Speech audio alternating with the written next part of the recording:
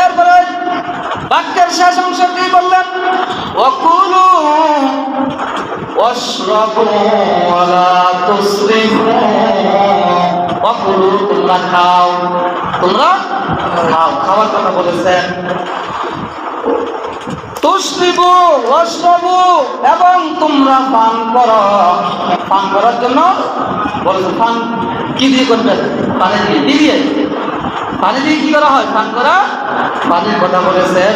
ওয়ালা তুসরিফু, কিন্তু তোমরা অপচয় করিও না। অপচয় করিও না। কেন? ইন্নাহু লা ইউহিব্বুল মুসরিফিন। কারণ আমার আল্লাহ যারা অপচয় করে, অপব্যয় করে, তাদেরকে আমার আল্লাহ কি করেন না? ভালো বাসেন না। লা ইউহিব্বু, আল্লাহ কি করেন না? ভালো।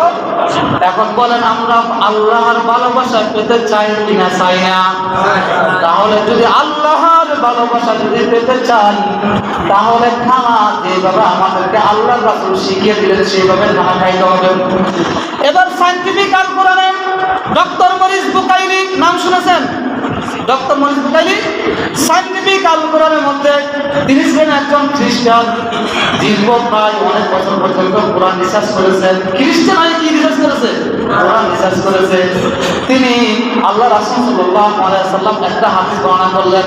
ওই হাদিসের সরল অনুবাদ হলো, যেহেতু সময়টা অনেক বলতেছি, রাসূল সাল্লাল্লাহু আলাইহি ওয়াসাল্লাম বললেন, বান্দা তোমরা যখন খাবার খাইবা, আহার করবা, তোমাদের পাকস্থলী গিয়ে তোমাদের পেটকে 3 ভাগে ভাগ করবা। কয় ভাগে?